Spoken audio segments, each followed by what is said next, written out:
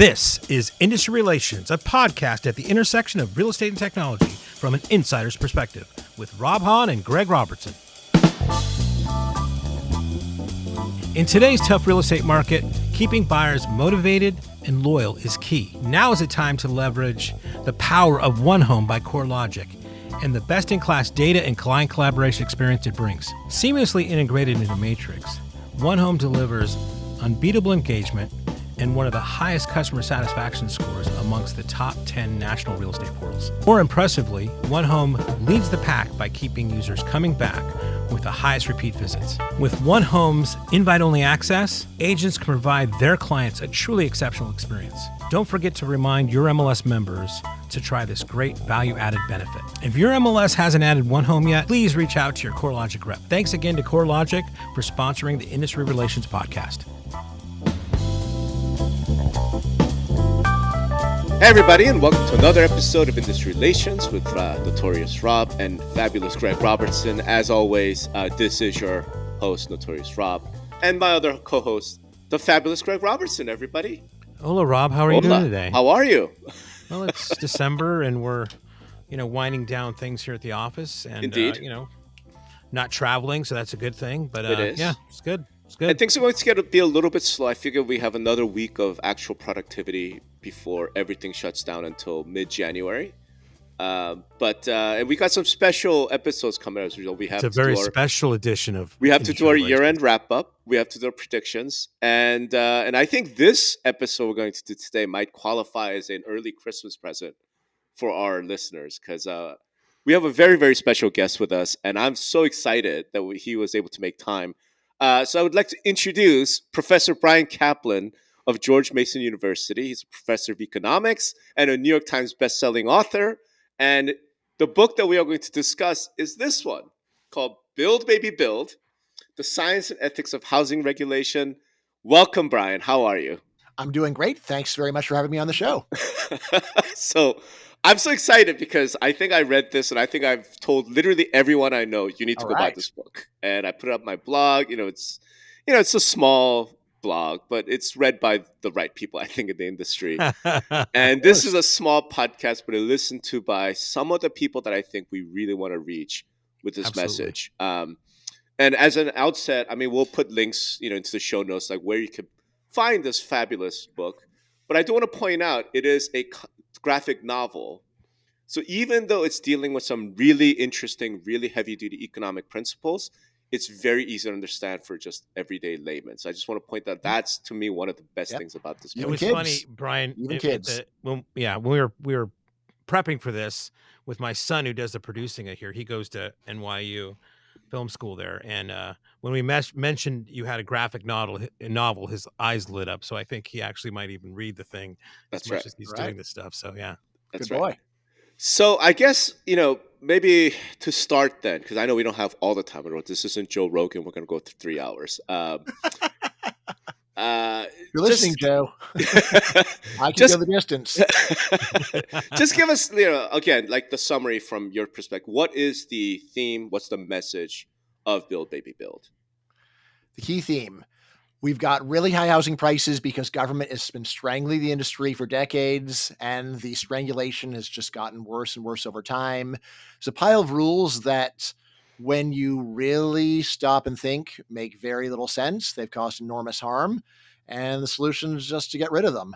So why we have them, there my answer is most people falsely believe the world would be a lot worse if we got rid of the rules. And most of what I say in the book is the arguments that people use to justify the rules are generally wrong or overstated. And at the same time, people just totally miss all the good things that come out of construction, which, again, when you really think about it, it's an endless list of good things that come out of construction. Yeah, the thing about that I took from it really, and I'm not to stereotype, but you're a professor from a big college. That would mean to me that you're a very liberal, progressive person, right? If I'm using broad strokes, but it's all about deregulation, right? It's just there's a juxtaposition of that. It's just kind of striking to me when I get in there. But you do a great job of outlining why that's the case. Is that something that when you looked in this, did you really think that was going to be deregulation was going to be the answer to this, or what? Yeah, I mean, honestly, I've been hearing about this stuff for 20 years before I even thought of writing a book about it. The more thing to know is that for the housing industry, at least among economists, almost everyone, regardless of their political views, strongly favors a lot of deregulation. There's some disagreement about how much, but as I point out in the book, you can go and talk to someone like Paul Krugman or Matt Iglesias, and they'll tell you something that is not that different from what I'm telling you, Mm-hmm. that this is an industry, it's the second most vital industry. After food, nothing is more important than housing. Mm-hmm. And governments basically treat anyone who wants to build housing like a criminal. Mm-hmm. There are regulations about building buildings Totally. too high, building them too dense, and it just goes on and on to the point where, of course, it's going to be really expensive when it's so hard to get anything done. So the first, I guess, one of the biggest takeaways, obviously, is your claim in the book that if we deregulate, housing price can fall 50%. Yeah. And I think that's become even not more just can, relevant. like will. Okay, right. What's become really Can relevant is a weasel word. It's like, oh, well, anything can happen. So here's the thing. Yeah, I thought it's this huge. became even more like alive today because the speech by Trump came out where he was talking about I'm going to cut the cost of housing by 50%. I was like, I feel like he's been reading, Bryan Caplan. Like, have you guys right, well, discussed if you are Donald, I think much better of you now. But no, like I'll take anything I can get. All right. So the question is 50% is an awful big number. And I know you say the serious studies, sort of show that. Can you dive into a little bit more detail for the listeners? Yeah. Like, really, 50%, really? Right. I mean, so this is averaging over the whole country. So on the one hand, you've got homes in rural areas where probably the regulation barely matters. On the other hand, you've got San Francisco, where if you just take a look at what that city looks like from the air, or you can just go and look at pictures in my book, which are based upon actual aerial photography. There's skyscrapers on maybe 10% of the peninsula. And the rest is these stupid 2 and 3 story buildings where they totally want to go and knock them down and build skyscrapers, but the government just will not let them. And it's very reasonable to think that in San Francisco, the price could fall 90% if you would just allow them to go and build a lot more new buildings, demolish what's there. In terms of what's going on, so like in downtown areas there, it's just really hard to build skyscrapers. Some places it's almost impossible. Places that you think of as they're doing a lot, like Austin maybe, it's like they're not doing that many considering what's technologically feasible and what would be profitable if the government just went back to the older rule of you own the land, then you can do what you want on that land. Mm-hmm. If it falls over on somebody else, then you're going to lose a lot of money, but otherwise it's not something we're going to complain about. But like other regulations that make a big difference, most residential land in the United States, about 80%, is set aside for single family homes only. You can't build apartments no matter how much you want to. Mm-hmm. But then here's the craziest thing. So single family homes, normally these days there's rules saying you need to give a lot of land per house, even though what the market really wants to do is to squeeze those houses in at least when the land is valuable. Mm-hmm. So like if you look at older homes, it was normal to go and put like 5 houses on an acre. Mm-hmm. And so is it nicer to have your own acre? Sure, but do you want to pay for that? What government does is says either you get no home or you pay for an acre. Right? So if you just imagine going and changing these rules so that you could go and let the builder put in as many homes as they think profitable, the amount of new housing would just be through the roof. Sure. The technology is there. You guys look like you might even remember the $6 million man. We have the technology. Of course. Yes. Let's go back. And here's the thing: like some of those zoning laws we know have some really unsavory roots. Yes. Right. I mean, those 5 acres, lot size things. We know it was really kind of an attempt to keep out, black and brown people. I mean, I don't know how else to put it. We know that it's what the that's there. I mean, honestly, I never mentioned that in the book because I consider it kind of a cheap shot. That's right. Like, all right, fine, it's true, but honestly, like the 5 acre zoning, is way bigger now than it was during the segregation era. Right. Way bigger. Right. Wow. So it's but yes, I'd say it's unsavory. I would say in a different sense, so much of this is rooted in just total paranoia about how terrible things would be if you let people do what they wanted. And so the 50% what figure about then hold on, is just, to your point, sort of a national average. You're saying in some places it's going to be more, in other places it's just going to be less. Right. You know, so I don't want to tax people's patience. So I think that's a reasonable estimate based upon what the research is. And what a lot of what the research is doing is essentially saying, well, what is the value of land that you aren't allowed to build anything on? Right. And if you know for sure you can never build anything on land, it could be right in downtown Manhattan. And it's like, well, I can never build anything on it. Well, then what good is it? Right. And then going and saying, all right, so that's sort of like, that's the value. That's the value of land without the permits and without the permissions.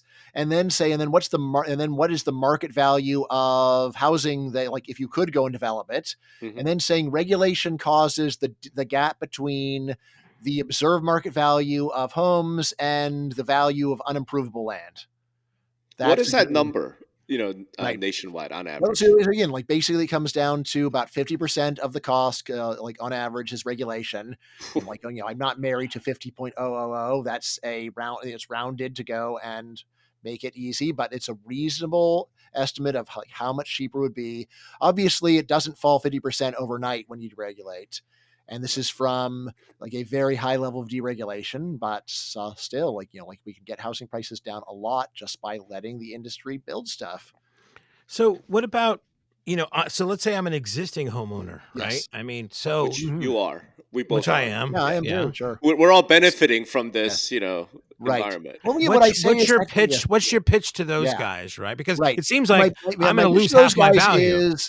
First of all, let's calm down. Like, it's possible that you could lose your shirt, but let's just consider the strategy here. So there's a bunch of ways that existing homeowners can make a lot of money through deregulation. How? First of all, sell out to a developer. Right? If you are in San Francisco right now, sitting in your $10 million 3-story historic townhome, it's like, could you make money from deregulation, from housing prices falling 50%? Hell yeah. Sell out to a developer who's going to put a skyscraper there and you'll make a pile of money. So that's step one. Maybe you could sell out to a developer and make a lot of money, and don't underrate that possibility. Now here's another one. What if you want to upgrade? Right? If you plan on moving up to a better house, do you want home prices to be high? It's like, well, you want to sell for high price, but you want to buy for a low price. If you plan on upgrading, that actually it would be better if housing prices were all lower.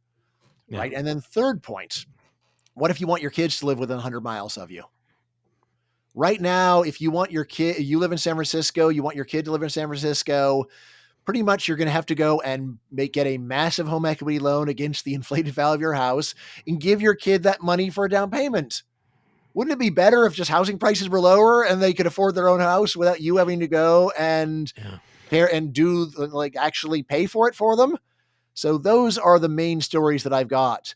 Now you say, well, okay, but what if I'm not going to sell out to developer and I don't want to upgrade and I don't have any kids? Like, oh, fine, then you're going to lose. Well, actually, the more important one though is we do know this from sort of like other studies. The primary residence is the number one asset that people have when they retire. Yes. So a lot of people are counting on their primary residence as their retirement nest egg. If that value drops to 50%, they are screwed. Like, how is there a way around that? Well, again, if they sell it to a developer. Okay. Well, would the developer pay less? Like, we know it's worth half. Like, why would I pay you the full price? And the answer is the developer is going to put a lot more housing on that land than your house. So, but if I'm the seller, like it's not like, okay, say I have $1 million house, it fell to $500,000 in value. But again, here's the key thing: like, how does that happen? It happens because people are going to put, say, a skyscraper in San Francisco. Okay. And that means they could very well be super happy to go and pay you $5 million for that spot. Right. And then as well as a bunch of neighbors. And then they'll build 10 homes. Okay. Yeah, they knock them down and then they go and they sell 10 homes. So their value is different for them. Yes.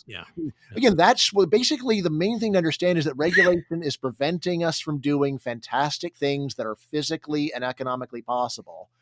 Once you get rid of the rules, it is. So like the skyscraper might be worth $1 billion. The existing homes there might be worth 20 million. And so it's like, I'll pay the existing homeowners 40 million to make $1 billion. Right. And it's a Right. good, and it actually gives you a better retirement, and at the same time allows them to build way more housing.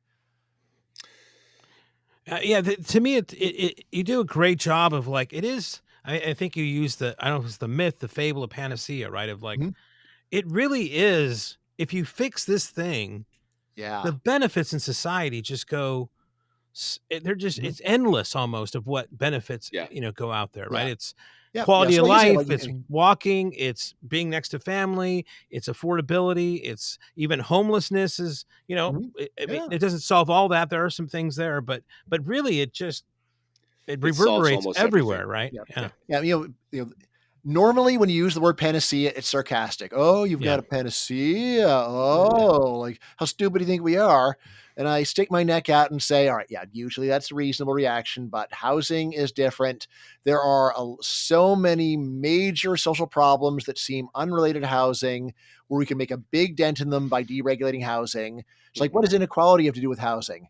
Actually, it has a lot to do with Yeah. housing, right? So the reason why people are people are unable to afford housing is because of this regulation, right? So people it would allow people to go and move to opportunity, move to high wage areas, and yes, while it is quite possible that existing homeowners could gain from deregulation, it is totally certain that existing renters would gain from Right. deregulation because they don't have anything on the other side to balance. Right. Right. And the way that people complain about rising inequality is like, well, how about we go and just make housing cheaper? And that's going to be especially good for low income people. Right. And it was like, I guess it would. Yeah, totally. I read this very interesting thread, kind of unrelated, on Twitter, from a guy who does like menswear. That's his Hmm. big thing. It was talking about why Tokyo, first, what has just a large number of bespoke tailors Mm-hmm. and like custom shoemakers. That's at a way beyond like what the Western, Mm-hmm. like New York, Yep. San Francisco, they just don't have. And he said part of the reason is because real estate prices in Mm-hmm. Tokyo are very low. Yes. So these Mm-hmm. artisans can afford to rent a little shop and Mm-hmm. set up a Mm, thing which has a mm. very small, narrow Yep. focus and create these things. Whereas in New York or San Francisco, Yep. that's just impossible. Rent is too Mm-hmm. high. No one doing that can make a living. And I was like, wow, I didn't even think about that. Yep. Right. I mean, it's even better than what you're saying, because in Japan there is a fundamental right of a homeowner to operate a small business right in their own residence. Oh, really? I didn't know Zoning, this. so Okay. zoning as well. Yes. Yeah. Yes, but so there's like if you want, like you can't go and open up an auto factory inside of Right. your house, but those kinds of things you're talking about, you do not need to rent another space. You can do it right in your own home, Huh. by right in Japan. Huh. All right. So that leads me to one of my questions. Okay. If you had to rank, I think it's impossible to rank the regulators, but if you say, okay, listen, you're going to be given a magic wand, you can wave it and get Mhm. rid of one Yep. type of regulation. What's the most harmful in your judgment? Ultimately, for the United States, I would say that it's the minimum lot size for single family homes. I think that this is what most people in America want to do, and it's the one where the waste is especially obvious and indefensible. Hmm. Like, why can't I put 5 homes on that lot? Well, that would be unsightly to have 5 homes next to each other. Like, go and drive 3 blocks and you can see some homes built in the 50s that are exactly like that. And when you drive through, you're not going, oh God, the horror! I can't stand to look at these homes. Hmm. Hmm. I mean, it's one where it's so weird because it's like, well, people don't want to live on these tiny lots. It's like, why don't you give them the option? Because yes, if the price is the same, of course, you probably want more land, but the price is not going to be the same. Hmm. It's not going to be remotely the same. If you let builders put 6 homes on an acre, then it's very likely that, again, especially if there's a lot of development like that, those homes will cost much less. Hmm. Hmm. And yet builders want to do it because it's like, well, I could either sell one $2 million home or 6 $1 million homes. Hmm. Hmm. So when I'd say, like, really in terms of what people are willing to pay for, the American dream is a McMansion on a small amount of land. I mean, I Right. also point out that especially if you're a parent, it's not even clear that it's, like on balance good to have more land, because it means you're going to have to drive your kids to their friends' houses. Mm. So, this is one where it's like, yeah, like when you squeeze more kids in, then they can walk to their friends' houses, and that's actually better. So it's Right. one like I don't think it's even clear that like it makes sense to pay anything to have more land. But so like even if you do think that way, still like being able to just put a lot more homes per acre makes makes a great deal of Walk to your sense. friend's house, walk to the market, walk to your work. I mean, all that kind of So stuff. walk to the market, that's a bit more of an ask.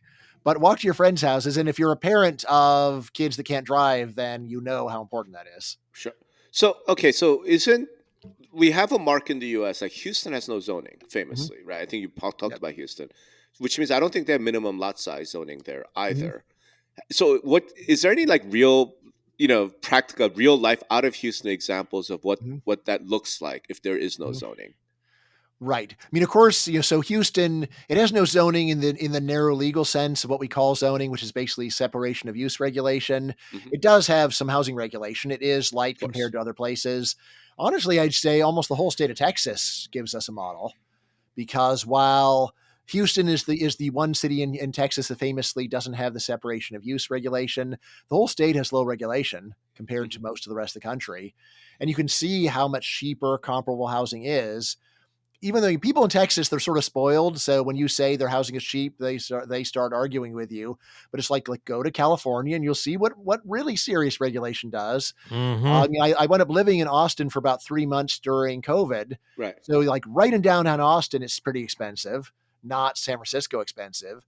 But what's really notable is you want to get cheap housing, just go and drive half of the way to San Antonio, which is like, say like 35 minutes away. Sure. And like then you'll Buddha. see that at least 4 years ago, you could go and get a great brand new 4-bedroom house for like $300,000. Yeah. Yeah. And Texans will say, "Oh, that's still too high." And it's like, I agree, but like, come on, this is pretty good. In the case of this deregulation, the market supply, I guess what I'm wondering is, all right, Houston, again, famously no zoning. Texas, to your point, relatively less regulation. Wouldn't that be the place where we would see a lot more of tear down, this whatever, build a skyscraper? And I just don't remember seeing a lot of that. And Houston pricing has been going crazy, right? So talk to me about that disconnect. So I mean, like, even when Houston regulation or housing goes up, it's still low compared to comparable cities. Right. Just to understand the way that markets work is when there is a big increase in demand, even with low regulation, it's normal for prices to go up temporarily. Right. But they don't stay high, because when prices are high, that means that it is now profitable to build more stuff. And when it's profitable, you get a building spree, and that extra building drives prices back down to cost. This is the way that housing normally used to work throughout the entire United States. And it still works this way in less regulated areas, but in places like San Francisco, it doesn't, because you're just not allowed to do it. Isn't there like a lot of stuff now out of Texas saying how those rent prices are coming down and things like that? I think in Austin. I mean, so some of that is COVID refugees moving back to the Bay Area, things like that. But still, like a lot of what you're seeing is just the long run market response. Prices go up, it's profitable, and then builders say, well, in that case, I'm going to start building, and they keep building until it's no longer profitable. But what's interesting about the case of Houston, specifically the gap in reading this book for me was, I used to live there, so I remember this very well. So you have downtown, which is nobody lives there. It's all just office buildings. And then you have inside the 610, which is sort of the core center, if you will. Most of the building that's been happening in Houston that I remember has been way out in the suburbs, like 30, 45 minutes away. Instead of tearing down some of the older housing stock in the inside the 610 and building up. So one of the specific things about your book, your recommendation is, if we deregulate, then we're going to build up, right? Because location is everything, but not everyone wants a backyard and a single family house. They're more than happy to live in a condo or rent an apartment. So build up. And I just haven't seen that in Houston. So here's the thing is, I don't know the details of Houston regulation. Okay. But it's important to understand when we say that Houston has no zoning, that basically just means that they don't have the standard division between residential, commercial, and industrial, right? It doesn't mean that you can build a skyscraper without limits. Oh, so they might have height limits. So I'm not sure, but I think it's quite likely that actually Houston still, you need to get a bunch of permits to go and build a skyscraper in that downtown area. I don't know. Most likely. Yeah. Okay. But I think that is quite likely, in fact. Okay. All right. So moving on slightly, because our audience, Brian, so are basically real estate industry. So I think there's a distinction we made between housing industry and real estate industry. Yes. All right. So as you were studying the affordability issue, and I bring this up because it was raised in a set of lawsuits recently, right, that claimed that realtor commissions were keeping home prices high, which Mm-hmm. none of us believe because Mm-hmm. home prices tripled. Like we're talking Mm-hmm. 3%. Have you seen any impact of any, like, what do you think is the impact of the Mm-hmm. real estate industry on housing prices or affordability or any of this stuff? Yeah. So I think it's a total rounding error. Yeah. So I do work with some economists who have studied this specific issue. Okay. There are some reasonable complaints about the real estate industry, the real estate industry specifically, which is there is something weird about like, why is it that it costs 6% of your house to go and sell it? It seems like it doesn't take that much time to do it. And especially there's weird things like there's a lot of people who sell like one home per year. Mhm. And so when you're in the industry, like the usual story is like I the mean, a really lot hard of thing is, realtors that sell one home per year. yes, a lot of realtors Okay, sell all one right, home per okay. year, and it's like it's the thing that's really hard to get is the actual customer that's willing to list you. And then once you can get that, then it's very standard that you can make a pile of money on it. So that's weird. And there's this question like, why isn't there more entry on this? Uh, Most economists favor this collusive theory that led to these lawsuits. I think that story is wrong. I think the right story is that there's a lot of people that will not shop around for realtors. Yeah. That's a really good point. Right. And A lot of lazy people is what you're saying. I got some friends saying, oh, the realtors have a lock on this. And I'm like, look, there's a discount realtor right there. Yeah. And they're like, oh, well, it's like, look, you are like it is hard for competition to work if people are stubborn and won't shop around. Right. If people just insist on going to the same restaurant regardless of price every week, then yeah, it wouldn't be surprising that the restaurant charged high prices. Right. But I think the correct story of the realtors is a lack of shopping around. And actually, I'll share my favorite, very controversial theory on this. Okay, let's hear. Oh, yeah, great. I think this is the home of controversy. Yeah, this is the home of controversy. This has nothing to do with Build Baby Build, and it's just like a side issue, but it's based upon my honest observation. There is a big difference between commercial real estate and residential real estate. Yeah, commissions absolutely. are a lot higher for residential real estate. And again, I think the reason is people are much more willing to shop around for hiring a commercial realtor. For residential real estate, this is the one where people consider this is a very personal relationship.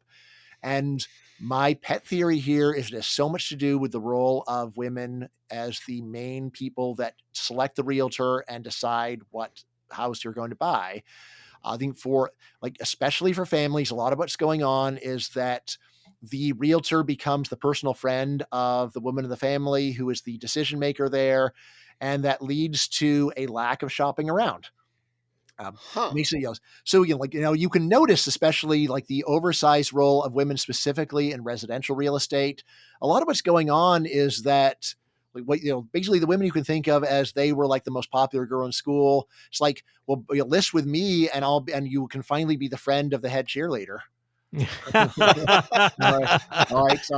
So, and again, I've noticed in general, like when there is a couple that is buying a home, the woman has almost full control over not only the selection of the realtor, but also the final decision to buy the specific home. Mm-hmm. And it does seem like there is this strange emotional bond between female customer and realtor that leads to very low shopping around. Again, with my own wife, when we were buying a condo for my in-laws, there was a part where she had picked the realtor and I was sort of out of the loop. And then she's we're like 10 minutes late to go and meeting with the realtor. And she's like, look, we got to hurry up. We're making the realtor wait. I'm like, this realtor is getting tens of thousands of dollars for showing us a few homes. I think she's over her to wait. And like my wife's, you don't understand. Like, I think I understand actually. This is a fantastic deal for her. So while I am very willing to say there's something psychologically odd happening in this market, I don't think this has much to do with the high price of what's going on. I think it has something to do with why the owner only gets 94% of the value of the home in the end.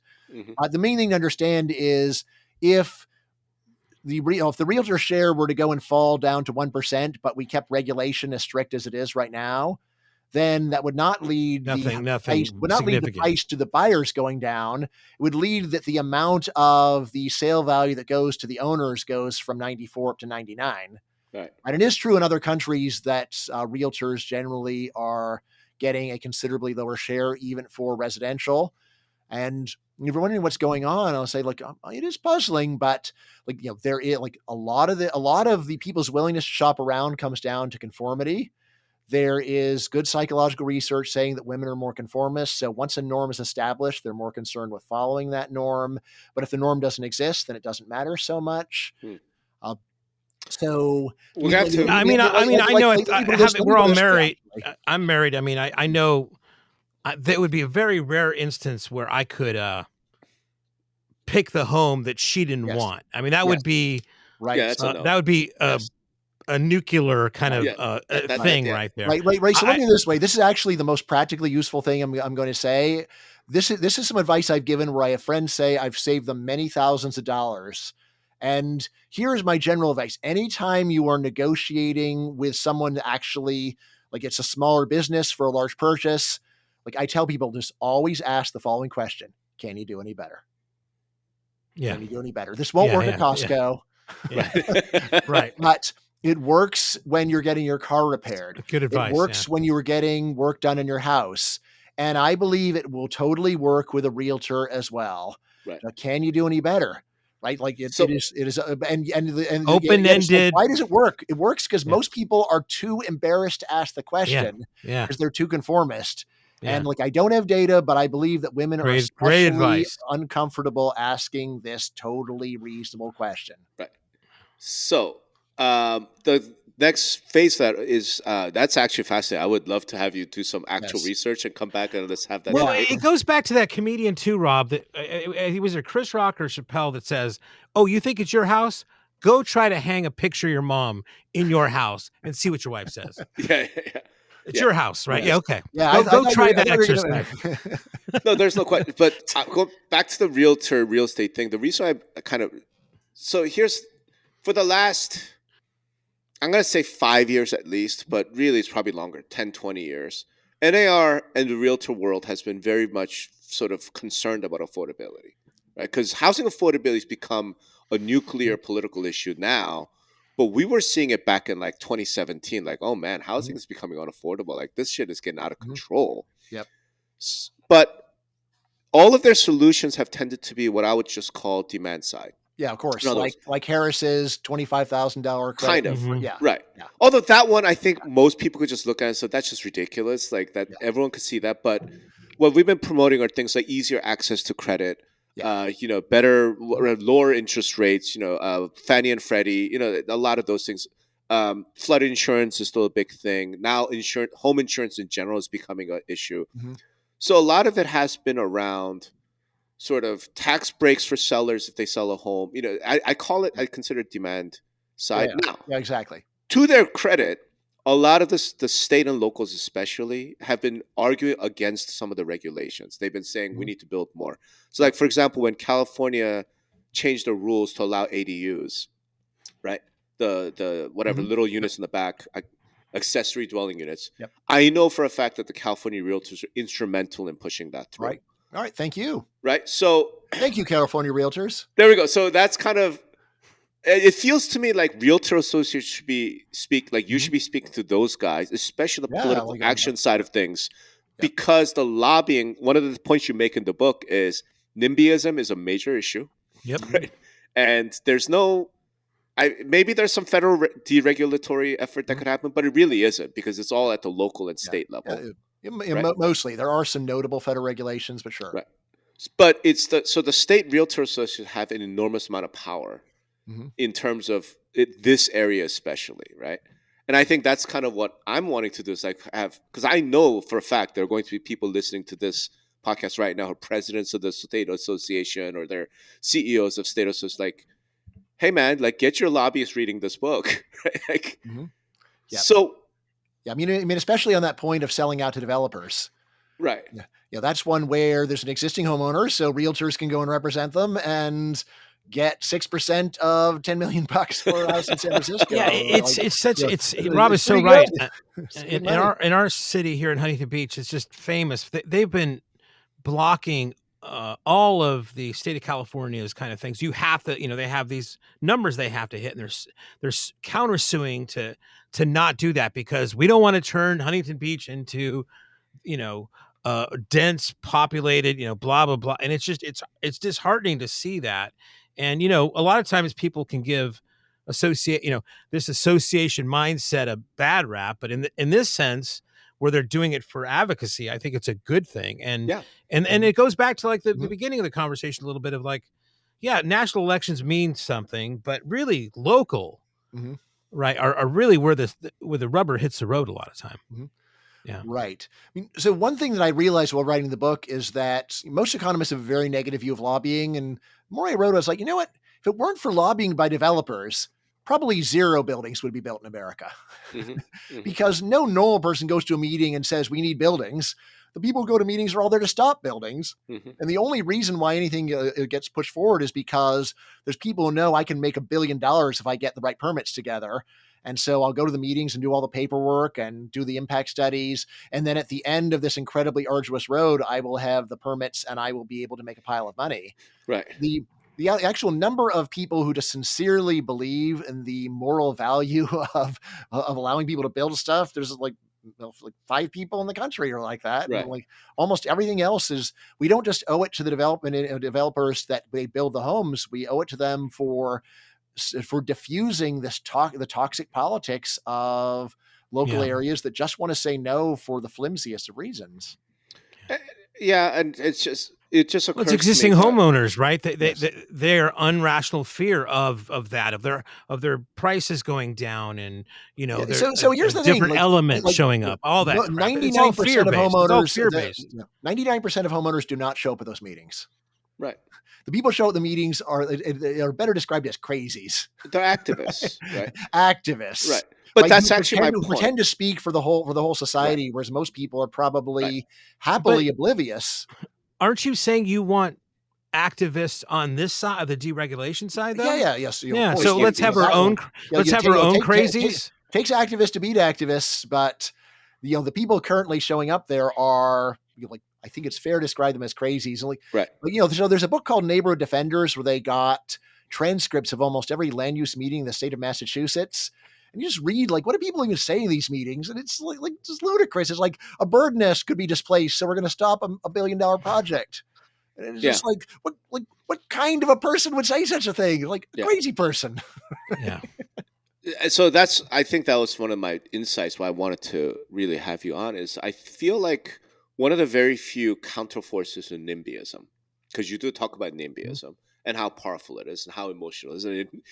And I love that one the comic panel of the bull getting beaten up by or the bear getting losing to the mouse.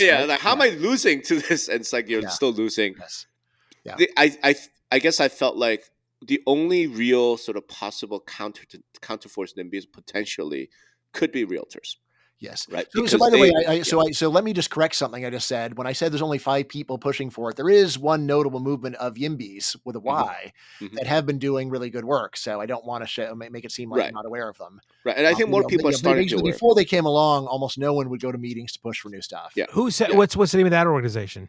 There's a bunch of them, but basically if you just see YIMBY, that is those are local organizations of activists that go and try to go and push for more housing and more permits. So and I think they are also important for what's happened. Right. I mean honestly, I think still developers are probably by far the main source of getting governments allowing any new stuff to happen. And again, you can call it corruption or not. So say, well, look, it's like you take the local politicians out to lunch and tell them about your project. All right. So what do you think is going to happen? So that kind of leads to the next thing. I do feel like people in our country are starting to become a little bit more and more aware of the YIMBY movement. Yes. The disconnect that still exists. And I think this is one of the great things that your book is doing with this. And you guys touched, we kind of started off at the beginning of it. If I'm a young person, it's say I'm one of your students, right? I'm in college and I'm idealistic, and you're like, hey, housing deregulation, panacea, blah, blah, blah, blah. I'm like, yeah, but I just don't have no interest in going to help some developer make a bunch of money. That's so corrupt. The connection has to be, it's not about the developer and the corruption and that. It's about solving all the other problems. The long tail. Yep. right, the Yep. inequality, the mobility, the racial divisions, the like all of these weird random problems that seem unconnected. Like I firmly believe that our low birth rates as a country is Oh because of yeah. housing prices. Yep. Firmly believe. You can't convince me otherwise, right? Very reasonable. Especially, like I think the very best argument on that is just if you're living like people live in their parents' basement because they can't afford a house. Right. And as long as you stay in that basement, you're not going to get married and you're not going to have kids, of That's course. right. Right. So I mean, and I like I'm Korean, so I look at Seoul and Yeah. so the population density, Wow. like you ain't getting busy, like you're living at home with mom, like you're not, it's just not going to happen. Yep. So there are all these other things. Like, how do we best Hmm. convey that? I guess is the question Right. to Hmm. the younger generations, the activists that are out there, right? And the Hmm. realtor side would be the YPN, which is the Young Professional Network. I've been arguing for them to get involved in Hmm. this for so long. On your side, you're in touch with young people every day. How do we get that message more out there? Yeah. So like, local YIMBY groups, I think they are very good at talking to normal activists. And especially like they're good at getting people that think themselves as left wing to support deregulation. Hmm. Probably they probably use a different word, but that's Right. comes down to the same thing. I mean, if I were to go and just say, look, someone says, look, I don't want to go and help greedy developers. I mean, one thing is, well, do you want to go and help nice people that don't have homes and would like to get a cheap home? That's one way of putting it. Another one I'd just be tempted to say is, look, like you're complaining, like on the one hand, you've got people that developers, they're not there trying to solve society's problems. They're trying to make money, right? They're greedy, but who's on the other side? Fanatics. Hmm. And who's worse, Yeah. greedy people or fanatics? Like greedy people, they make money. What do fanatics do? They just ruin whole societies. Right. Like wouldn't it be better if Iran was ruled by a bunch of greedy jerks instead of sincere fanatics? Like sincere fanatics, they're the worst people. They are the mass murderers. They are the people that strangle good things. They're the people that say that you can't go out of your house unless you're wearing a burqa. Once you've got There's fanatics, nothing, like nothing worse corruption, than that corruption is is the cure for fanaticism.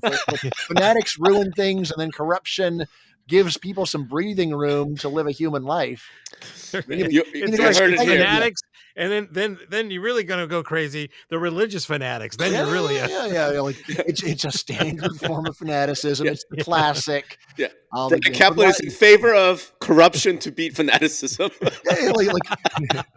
If you get people laughing, then I'm always optimistic when people start laughing, because it's like you can talk to someone who's laughing, Right. Yeah. right? Like I've actually done stand-up comedy. I'm always impressed when stand-up comedians go and explain an issue to a general audience and they say something really ugly and the people like them at the end. I'm like, yeah, Right. I want to be like you. I want to be able to say ugly stuff and have everybody applauding. Yay, he's Well, great. the thing about that is that in comedy like that, it's like because it's close to the truth. Yes, right. exactly. That uncomfortable feeling is why they're laughing, because it is so close to the truth. Right. That's good irony, right? I mean, right. Satire, I should say. Yeah. Let me ask you one last thing, and I didn't have this, but I also over there I have your book Open Borders. Nice. So you looked at immigration. Right. So another fun comic book, by the way. Of course. But recently this has become a big thing because JD Vance during the campaign was like, look, housing prices are unaffordable because we have 15 million illegals. Surely there's something correct about that because it does juice demand. But I just wanted to kind of get your take on that intersection from your perspective. Like deregulation, absolutely strangling supply. Question. But then we Great have question. booming. Like, how should we think of it? Better. Even in the narrowest sense, the share of people working construction illegally is, I think, very high. Mm-hmm. So if you were to go and deport them, then housing prices on the supply side are going to be even higher. It may be that the fall in demand is even greater. I don't know, but who I think also doesn't know? JD Vance. Right? It's one where people are only looking at one side of it. But, like the main thing I would say is, it's a message to his base, is what it is, really. Once you realize that we have pushed housing prices so far above the cost of production, this means it is a fantastic opportunity. And instead of thinking about how can we get rid of the immigrants that are pushing up home prices, we should think, how can we go and build a lot more homes so we can make money? Mm-hmm. Right? I mean, especially when people are talking about, we don't want like a bunch of expats from Hong Kong moving to Canada. It's like, this is a fantastic export. You build homes in Canada, sell them to people in Hong Kong, and they live in the houses. Why do you want to stop that instead of cashing in on the fact that Canada is a great place to live, tons of room? You could go and build millions of houses, and rich people in China will buy them and be happy to do it. It is such an uncreative approach to say let's get rid of the customers so prices are lower. Yeah, in principle, it could totally work. I mean, I remember, so my dad lives in LA, and during the last big recession, my dad is probably the angriest critic of immigration that I know. During the last big recession, his house lost 50% of its value. And then he said, well, one of the good thing that came out of this is that a bunch of illegal immigrants went home. And I'm like, do you think that fall in population could have anything to do with the fall in the price of your home? It's like, but wouldn't it be much better to go and just build a ton of homes where you are selling that to foreigners who want to go and have a nice home in a nice country? Okay. Now, like I said, I was curious because that was one of the big topics. All right. So like the most extreme version of this. So I spent a month in the Canary Islands, part of Spain this summer. There is a hysterical activist movement there trying to go and crush tourism, saying tourists are ruining everything. Right. And before that, I read, the Canary Islands are in danger of complete collapse. And I went there and that is totally made up. There is nothing wrong there. It is just a few complaining crybaby activists trying to turn a wonderful thing into a problem.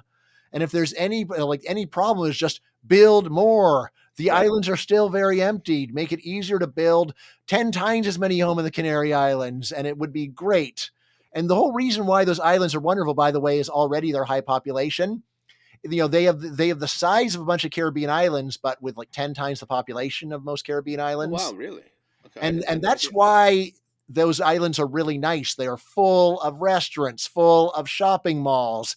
I went to a giant mall to go and watch the Spain triumph in whatever the European Cup was, and there's thousands of people watching the Jumbotron. It's fun to be in the Canary Islands because of that population, and what would be more fun? 10 times the population would be even more fun. I don't know. Some of us are introverts, and we get scared of crowds. So just stay home. Get delivery. There will be way better. If you can buy a home, you can stay at home. Right now, those introverts don't have a home. Let's give them homes. Right now, if you live in a remote part of the Canaries, you can't get delivery. But make the population 10 times higher, and you'll never even need to leave your house. So shop in your pajamas. Let me ask you. I remember that saying that an environmentalist is someone who moved in yesterday. Right? It's like after me, no more. Right? Right. What in your studies, and you're looking at this in your sort of research on this, what percentage of environmentalism do you think are genuine hardcore fanatics who just would rather people die and the seabirds survive? And what percent are those people who are like, hey, I just got here. I love the empty beach. I love, that there's no crowds. So to keep everybody else out. What do you think about that? Yeah, I mean, I think the people that want humans to die, that's 0.1% or less. That's hardly anybody. But again, that other group of the people who say, I just want to keep it nice for me. Right. Yeah, I think that's also a pretty small group. I think it's 9.9. Really? Percent. I think most people, it's more I want this to be a nice society for everybody. Right. And a lot of what I try to do in my book is to address people like that and say, look, you think you're making a society for everybody, but you're not. It's so not Greg, the policies we have are making a bad society. Honestly, I do not challenge the pro-social intentions of people who like the status quo. What I think that they are bad at is calmly weighing pros and cons. The way that most people think about regulation is name any problem. There ought to be, and then you name it. There ought to be a law that prevents that from ever happening. Sure. And it's if we just do it that way, then there's going to be a pile of laws, and we're not going to be able to build much of anything. Right. How about for every state, for every problem with construction, you're going to say, okay, now let's name some good things. And when you do it, it is not hard to come up with good things. Yeah, well, there's more construction. There's going to be more restaurants in this area. There's going to be more culture. There's going to be more friends for my kids. And it's all right, now that we've listed pros and cons, is it even clear that it's bad for more housing to be built? Okay, but let's actually take a real life example, like Greg, Huntington Beach. I've been there, man. That is a lovely town. Yeah. would Huntington Beach be improved? Would it be better with more construction? Absolutely. So here's the thing. Lovely is nice. I wanted to correct. But you know what's better than lovely? Awesome. Awesome beats lovely. Would Huntington Beach be awesome if it had more construction, more high-rises? I mean, I'm sold here. After this, I'm finding a local YIMBY movement. I'm joining that. Right and on. going. And there there is in Huntington Beach, though. There is a clash of some people that have been here forever. My wife has lived in Huntington Beach forever. Of the surfer community, they want it the way it was, and it's really also in competition with. It wants to be a world-class destination too. So that is in all our city council meetings. That's everything that happens here is how do you keep that Huntington Beach the way it was versus that expanding type of thing. I mean, to me, reading this and always knowing about this NIMBY stuff is for sure, we need to build more. We need to build more. And it's a design problem. We've talked about this before on the podcast, Rob. You put some good designers and say, we want to make this cool and not look like this or not look like that. That's what designers do. That's all. Why should developers want to ruin things? Developers want to make things cool and great.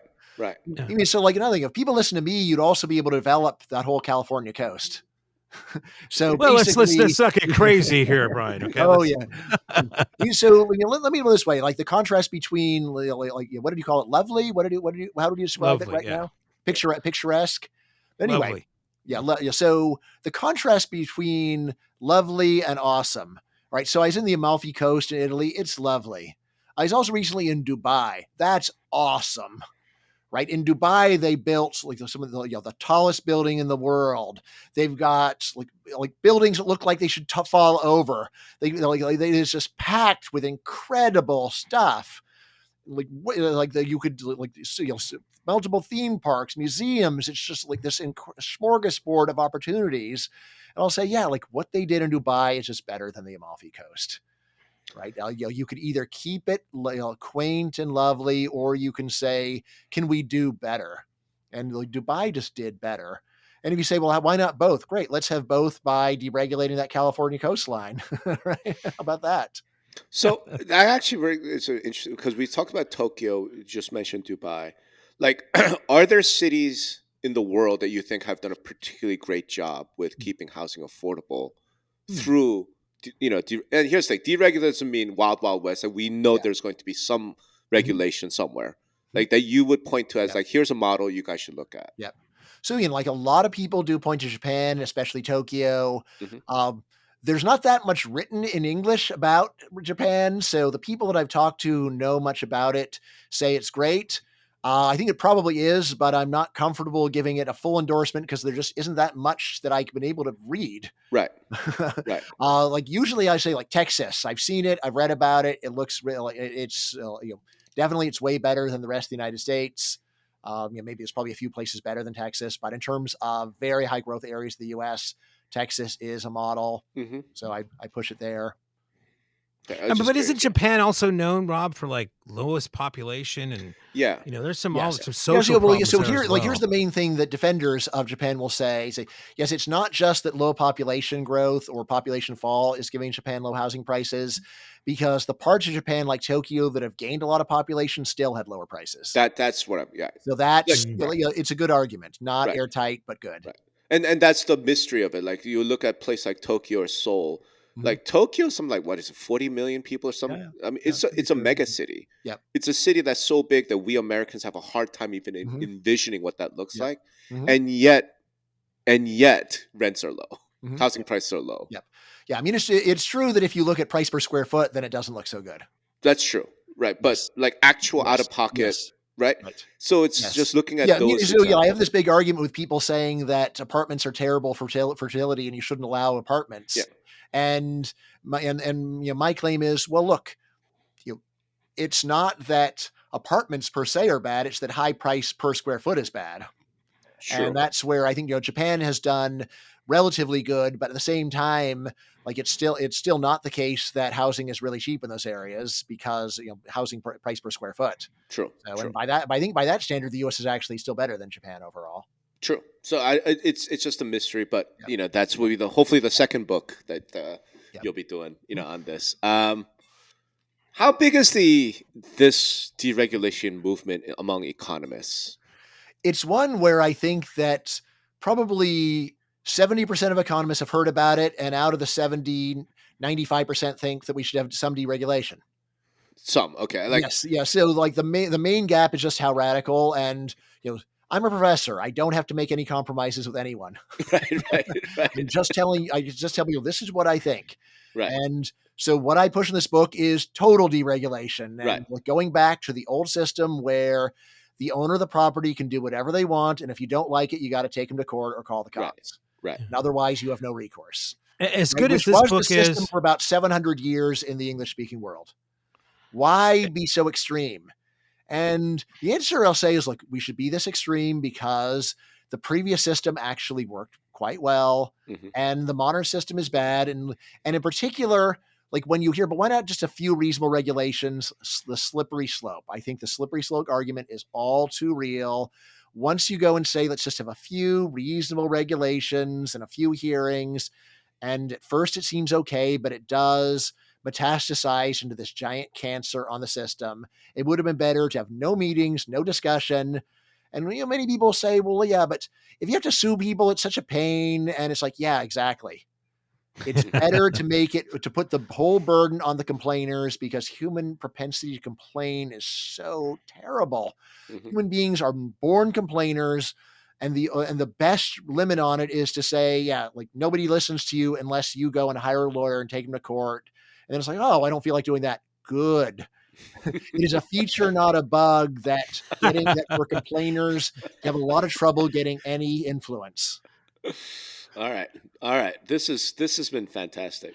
One last party question. I don't know. Yeah. One last question. Oh, I got a question too. All right. Two last questions. So I'll go, and then because mine's going to be ridiculous. What do you think? Do you see any possible prospects for Euclid being repealed or overturned by the Supreme Court? That's a good one. Yeah, that's fun. I think that's really low because. Can you explain that for the audience that might not know what you're talking about? So it's like Euclid versus Village of something. I can't remember the name of the village. Yes. Yeah. Right. But anyway, so it's I think it's the Village is Euclid, if I remember correctly. Is it Village Euclid? Yeah. I think that might be. It's basically a Supreme Court case that validated zoning laws. Yes. Yeah. So previously, the question, especially to validate zoning laws that regulate something other than physical interference. So there's a long-standing rule that there's a law of nuisance saying if someone is putting unpleasant smells or or smoke, or their cows are running onto your land, you can do something about it, or noise. Right. But the long-standing principle of the English-speaking world is it's got to be a blatant, gross physical interference. And what Euclid's decision said is, yeah, we're also going to let you go and regulate building apartments, because apartments are kind of like having a bonfire. And it's like, that's the source for lot size zoning, exactly. all sorts of regulations and all this other stuff. It comes back to Euclid because before, like the rule would basically be that's a taking of private properties for public use without compensation. The government has to buy it if they want to do that. Right. And obviously, if governments have to buy everything that they want to regulate, the budget's not that big. They're not going to do very much. Right. So that was one. It was a 6-3 decision. So 2 more votes maybe could have transformed the course of housing regulation for the last century. I would be quite shocked if there was a full overturning of it, because it would just affect every local government in America, every state government. Awesome. I don't think that the Supreme Court has that kind of courage. Yeah. I can see them going and chipping away at it, though. I can see them chipping away. I could even see them saying, well, minimum lot size, that's ridiculous. I don't think there's going to be any full invalidation of zoning, much as I would dream of that. But, I mean, the way I look at it is that the Supreme Court's willing to overturn Chevron. Maybe. Yeah. So, but here, there's a big difference. Chevron is a doctrine where most people have zero first-hand interaction with it. Yeah, that's a good point. Yeah. Whereas this would be something where every homeowner would have an immediate direct thing of, wait a second, do you mean that there's government can't tell people any of this stuff anymore? Yeah. That would be. and if that were me, I'd be like, cool, what can I do with my land now? I'm gonna build a nuclear power plant over here. Yeah. Well, guess what? I've got a book saying, yes, anyone should be able to build a nuclear power plant on their own land. And if you don't like it, take them to court and prove that they actually reduced your lifespan. Yeah. And other than that, you can't be up. But that's a separate issue. But your question. Yes. Yeah. I mean, speaking of a book, I mean, you got the one on immigration, you got this on this, and they become, them being graphic novels, I think make a brilliant move because it makes them more accessible to everybody. Yep. So where's the book on the Israelis and Palestine? How are you going to solving that, right? I mean, we need this, Brian. We need every book, everything we do, you need to write a book for that we have problems with right now. So there are actually I think I own at least 5 graphic novels on Israel and Palestine, maybe 10 in fact. It's so I'm not going to say I agree with any of them. This is an issue where even I just say, look, I don't want to talk about it because both sides are so crazy and they'll bite your head off for making any sensible point. Talk about it sounds like real estate, but to an extreme. No, for sure, my head has not been bitten off over this. Not by, in a way, like the main problem with my housing book is that I haven't found any professional person to just say this book is terrible and I hate Brian. Whereas like for my immigration book, there's a lot of people like that. That those people are good for sales, actually. Someone saying this horrible man, it's like cha-ching. Whereas when like with this housing regulation and skin, it's more like nailing jelly to a wall where there's almost no one that will go and say we have a great system. Rather, the defenders are people saying, I'm not talking about the system. I'm talking about this one town and this bird. And there are a bunch of anti-immigration think tanks. As far as I know, there's no pro-housing regulation think tank. Right. There are there's thousands of activist groups trying to stop some particular thing. Right. And a lot of times I think the really, really vociferous defenders of housing regulations it's not even housing regulation. It's like environmental regulation. Yes. Look, we have to save this bird, or we have. I think a lot of it is character of our community. Community. Yeah, things like that. So it's a very difficult thing, and it is a very NIMBY, and You mean honestly, if I could teach young people one lesson, it's just fanatics suck. I love it. Fanatics suck. It's one thing to have an extreme view, but if you don't have a sense of humor about it, if you're ready to bite people's head off for disagreeing, I'm grateful that anyone even listens to me. I don't bite people's head off when they argue with me. I'm grateful that someone cared enough to disagree. Here's what I've never done this on any of our podcasts before, Greg, but I'm going to do it on this one. I happen to know that MLS and Realtor associations often have economists come and speak at various events, brokers events, member events. Please consider inviting Brian to be that economist. You've heard him speak now. I think it'll be more than entertaining, but more importantly, this message is something that I think Realtor associations in particular should really take to heart and really debate internally. Again, I think the reason why this is so interesting, I don't think this is like a moral issue. It's not Israel-Palestine, right? It's not, it's fundamentally economic and social, like what kind of town, what kind of society do you want to live in? And housing is so important. And as real estate people, like we're the ones who are closest to it, right? Other than builders, right? I feel like let's have that discussion, have debate, but let's get this message out there. I love that, and I love that the fact that the book is so accessible because it is a graphic novel. Look, there are sections I'm just letting y'all know when you read it, there are sections where Brian gets into like economic philosophy and moral theory. Like it's gonna bore you to tears, but the stuff that really deals with well, look, I love it because I'm a philosophy major. I'm just saying, you might find that interesting as well. But the housing relationship is going to be really, really great, and you'll be able to understand some really complex economic principles, I think, very easily. So again, kudos to you, Brian, for writing. Kudos to your illustrator. You did a great job, and I think everyone in America should go read this book. And I will say to people, love to go and speak to people in industry. Yeah. Look, I just have to write about these rules, but you guys have to suffer under them. So thank you for putting roofs over all of our heads. I appreciate it. That's right. So if you are listening to this, I'll put a link to the book to buy the book in the show notes. But I'll just make a hint to you. If you're going to MLS Reset, our conference here in January, I'd kind of hold off on purchasing, just FYI. So. Purchase anyway. Yeah, buy early, buy often. All right. Well, thank you very much, Bryan. This was really, really a pleasure. Thank you. My pleasure. Thank Thanks you. a lot.